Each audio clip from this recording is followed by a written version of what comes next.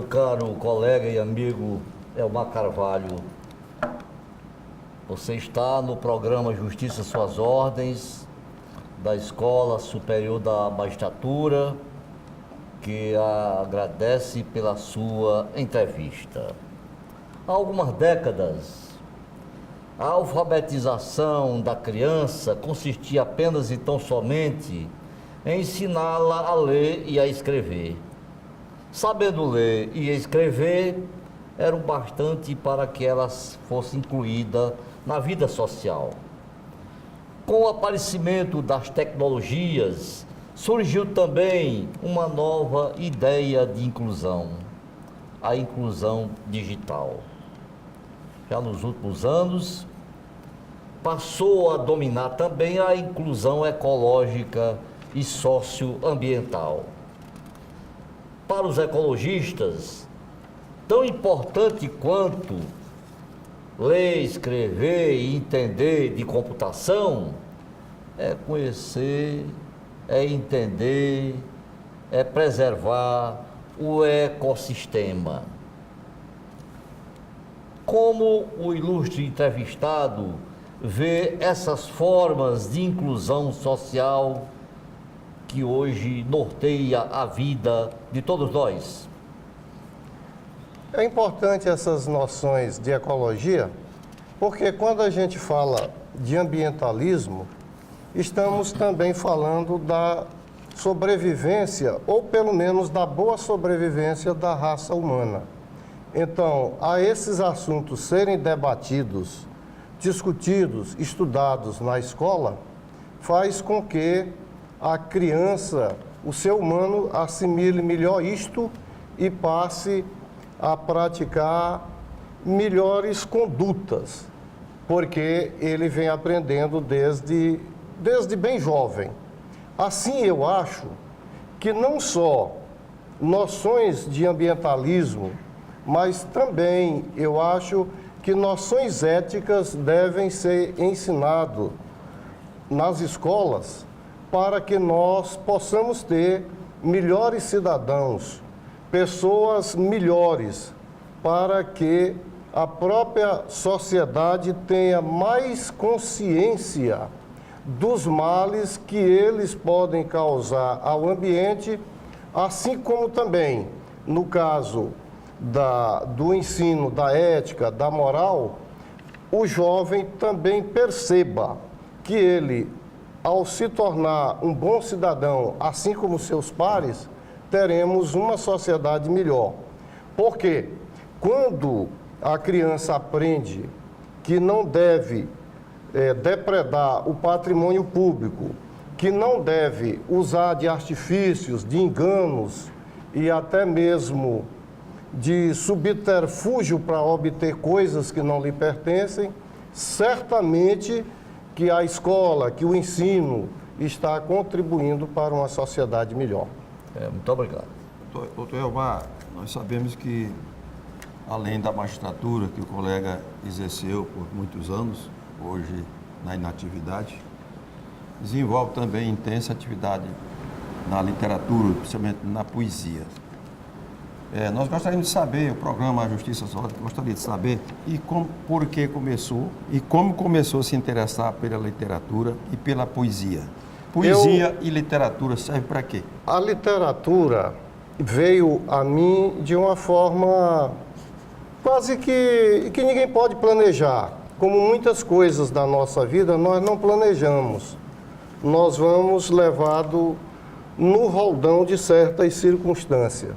Então, quando eu tinha de 9 para 10 anos, meu pai, por um curto período, foi morar na zona rural.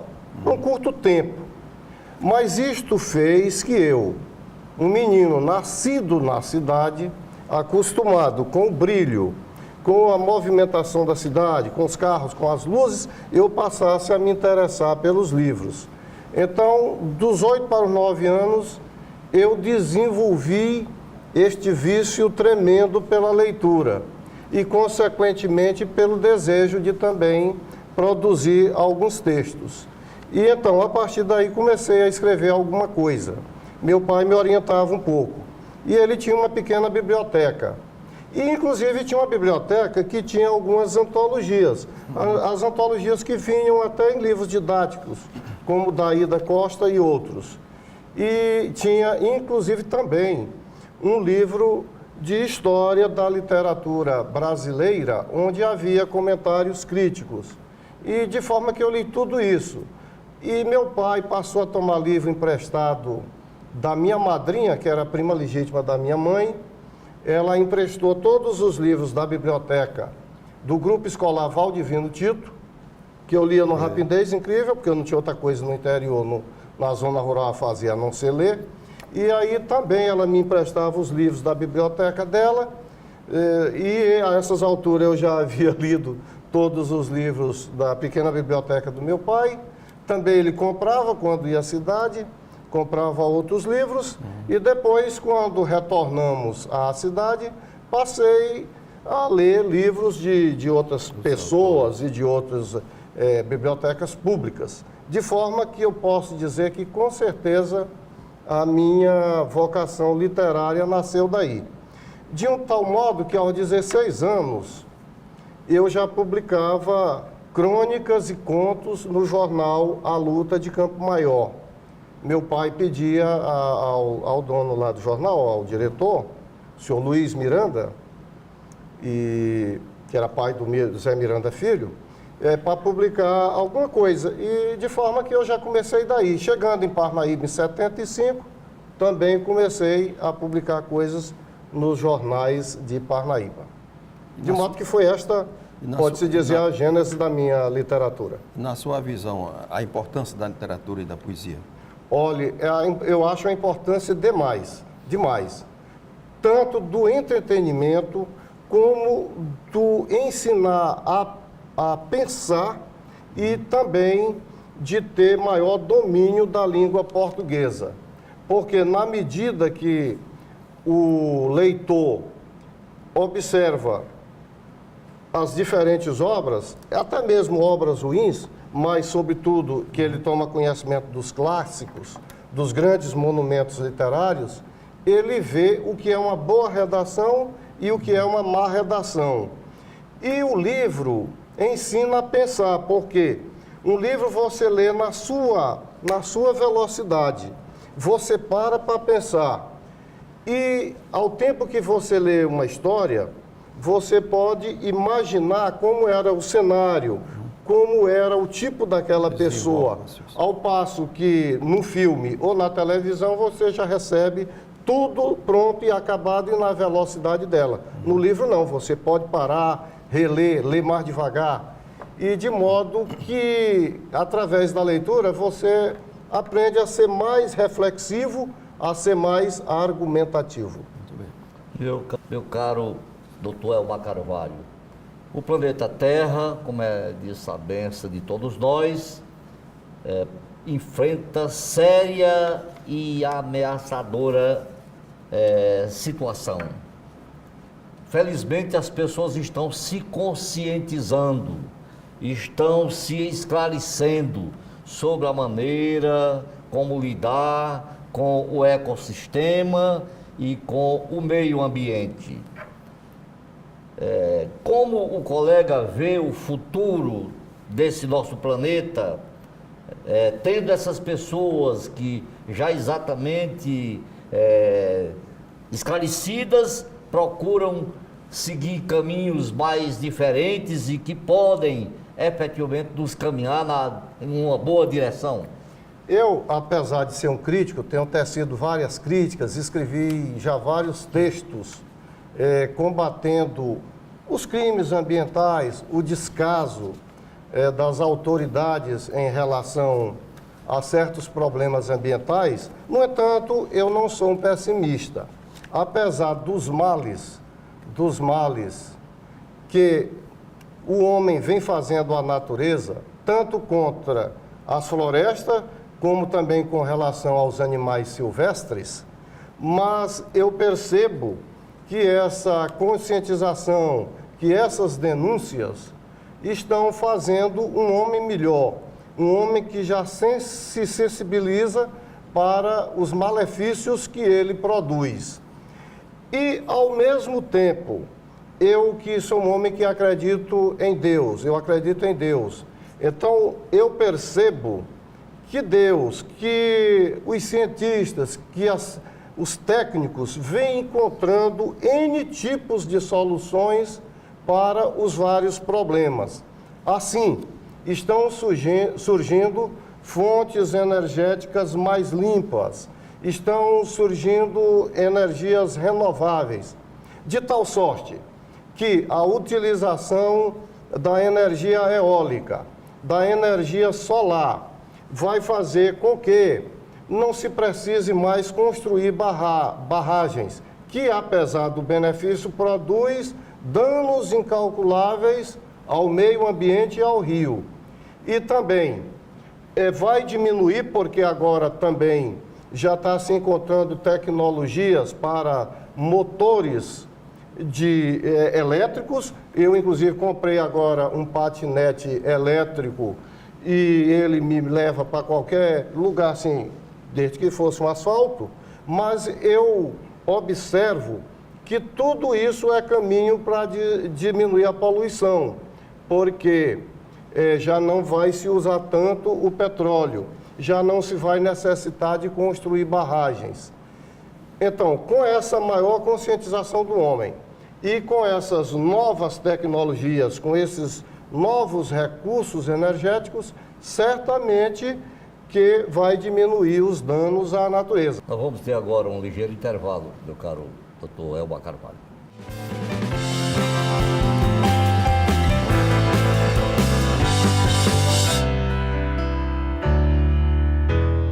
Colega Elmar Carvalho, tem-se observado que a literatura piauiense é muito rica, né? Tem grandes nomes, mas infelizmente não tem se visto muitas obras e muitos autores novos. Eu perguntaria ao colega quais as dificuldades encontradas por um escritor para publicar suas obras. Existe algum tipo de apoio do poder público para a produção cultural, literária e especificamente a poesia? Do meu conhecimento, os maiores planos editoriais que já houve, porque editar um livro é caro, no formato impresso é muito caro. Hoje em dia tem essas facilidades da publicação na internet, que muitos jovens fazem isso. E talvez por essa facilidade, muitos jovens se metem a escrever à torto e à direito sem a devida qualidade. Contudo, no formato impresso, houve, tempos atrás, no governo Alberto Silva, um grande plano editorial. Posteriormente, na gestão do secretário Gesualdo Cavalcante, na Secretaria de Cultura, houve o projeto Petrônio, que também editou consideravelmente.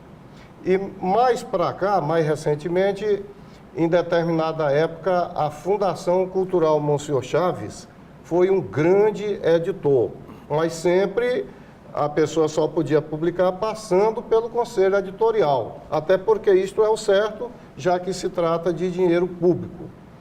E nos últimos tempos, tenho conhecimento que a Universidade Federal do Piauí também vem com um bom processo, com um bom programa de editoração, mas também, como já disse, através do crivo do Conselho Editorial.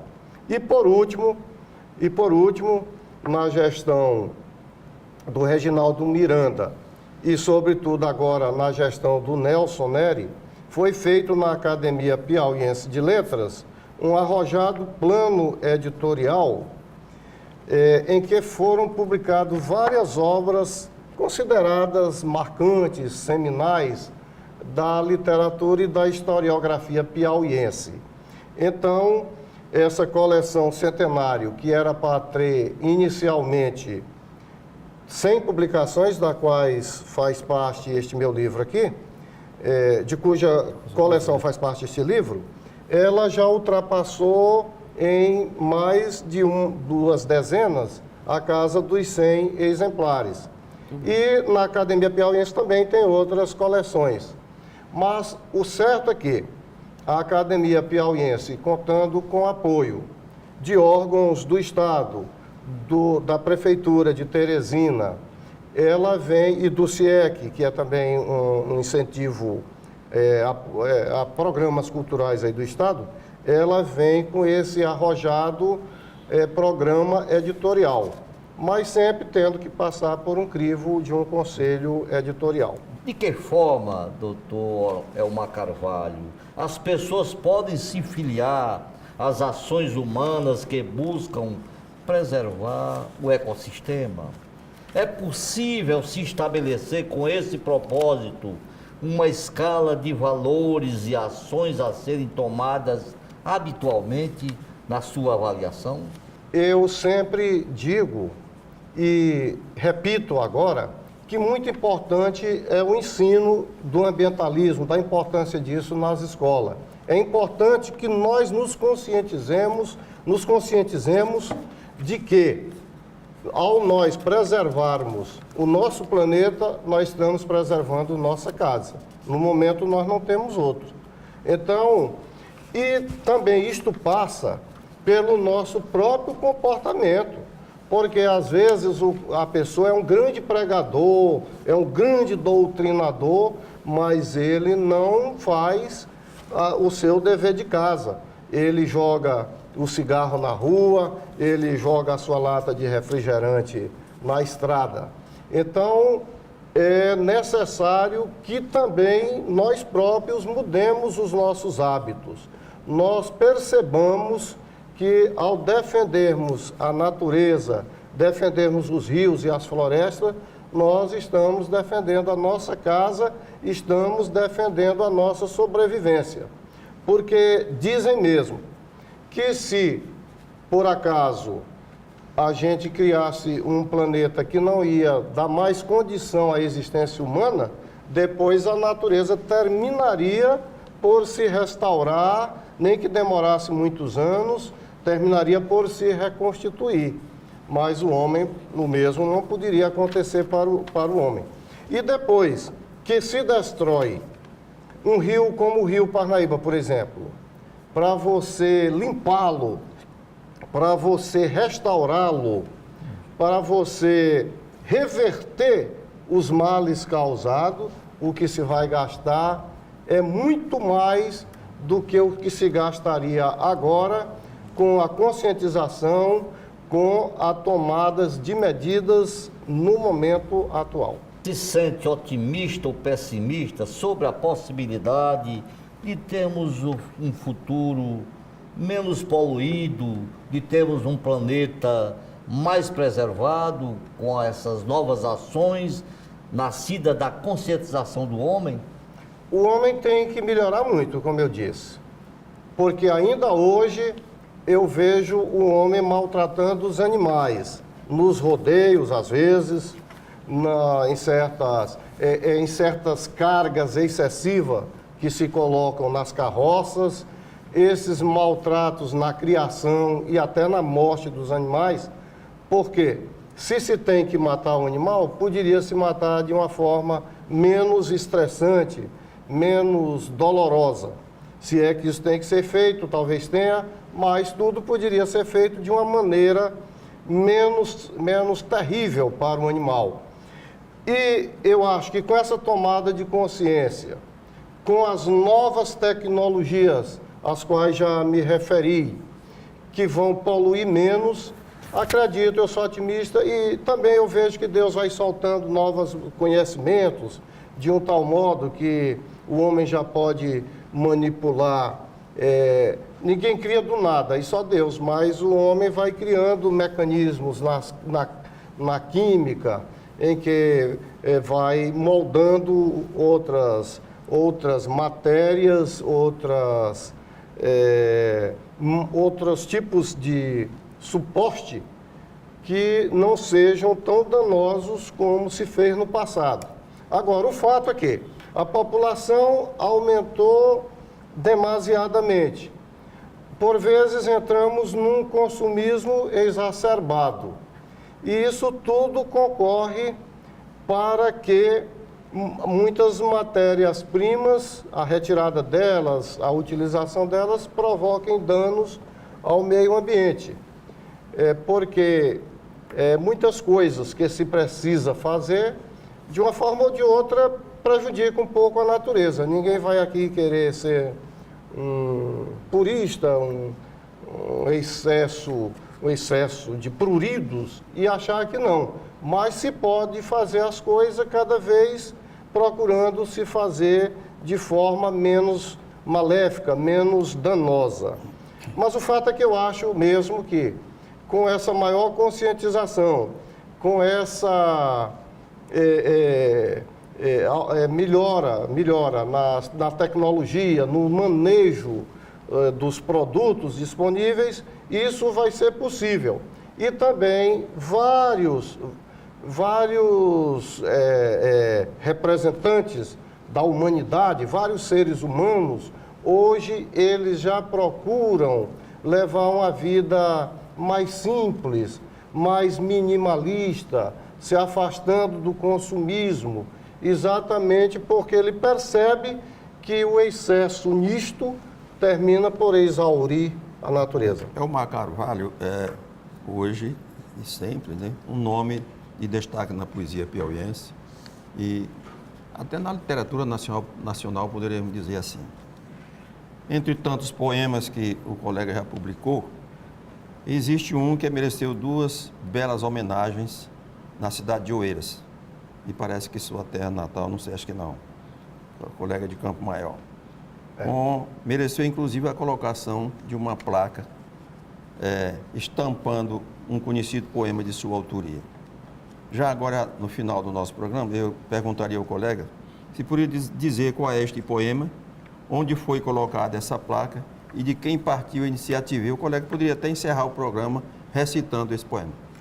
É o seguinte, eu tive uma grata satisfação de ter o meu poema Noturno de Oeiras caído no gosto das pessoas de Oeiras, dos intelectuais, mas também de pessoas do povo. Aliás, o nosso desembargador é filho de Oeiras. Então, esse poema Noturno de Oeiras, ele já foi recitado no Cine Teatro Oeiras, quando o desembargador Zé Luiz inaugurou a reforma do velho fórum. Foi recitado por um ator entre as naves vetustas da Catedral de Oeiras, foi recitado no adro lá da Catedral, e de forma que em diferentes ocasiões esse poema foi recitado. E tempos atrás, o Valdeci Cavalcante fez uma linda placa e o afixou no hotel do Sesc. Lá em Oeiras. E então um dia eu estava comentando isso com o meu colega e até amigo, o juiz Antônio Oliveira, e ele se interessou por isto e tornou-se um padrinho de uma placa para ser colocada no fórum, no novo fórum, aliás, um belo fórum de Oeiras. E então, para minha grata satisfação, esse poema, numa bela placa, foi colocado lá. E eu queria encerrar aqui a minha participação lendo rapidamente aqui esse poema Noturno. inédito. Não é o Noturno, eu não o trouxe. É inédito, que eu fiz para esse programa, aliás, talvez motivado. Um programa que denuncia o excesso da busca desenfreada pela beleza, que até mata as pessoas. A beleza e seu labirinto. Não quero mais a alegria postiça das bonecas de porcelana.